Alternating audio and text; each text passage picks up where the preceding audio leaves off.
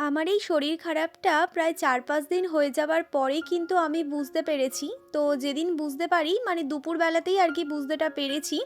তো সন্ধেবেলা থেকে দেখো আমার বিছানা-টিছানা তো আমি একেবারে আলাদা করে নিয়েছি। আমি একা নিচে আরকি থাকছি এখন। বেশ কিছুদিন থাকবো এরকমভাবে। তো আমার ওই কালকে ৭ দিন হবে। ৭ দিন না ৯ দিনে আরকি একটা স্নান করাবে। তো এখন আমার স্নানও করতে নেই। তার সাথে ওই হালকা মাথাটা ধুয়ে নিতে হবে আর গাটা একটু মুছে নিতে হবে। তো মা কালকে রাতে এই যে ভিজিয়ে রেখেছিল মৌরি আর তার সাথে মেথি, এতে কোনো মিষ্টি বাতাসা কিংবা মিছরি কিছুই নেই। শুধু মৌরি আর মেথিই রয়েছে। তো সেই জলটা বাপি দিয়ে গেছিল। তো আমি এখন নিচে নিয়ে গেলাম। ঘুম থেকে উঠে পড়েছি। এখন ওই 8:30 মতো বাজে।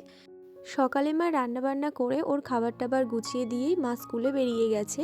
আর এখন যেহেতু নিরামিষ আমাদের বাড়িতে রান্নাবান্না হবে, তাই এখানে দেখলাম বেগুন ভাজা বানিয়েছে আর তার সাথে ফুলকপি আলুর তরকারি বানিয়েছে। এখন মাছ, চিংড়ি, কাঁকড়া কিছুই খাওয়া যাবে না। এই যে ঘিটা এনে দিয়েছে আমার জন্য, আর আমার তো এখন ওই আলু সিদ্ধ, ঘি, দুধ এইসব দিয়েই খেতে হয়। আমি আবার ওই গরুর দুধটা খেতে পারি না। কী ঝামেলা! এরকম কিছু হলে না এই খাওয়া-দাওয়ার ভীষণই প্রবলেম হয়। তো ও অফিস যাওয়ার জন্য বেরিয়ে পড়েছে। তারপর আমি এই যে চলে এসেছি ওই মৌরি আর মেথির যে জলটা ভেজানো ছিল সেই জলটা নিয়ে এখন ঘরে চলে এসেছি। এখন এটা বসে বসে খাবো।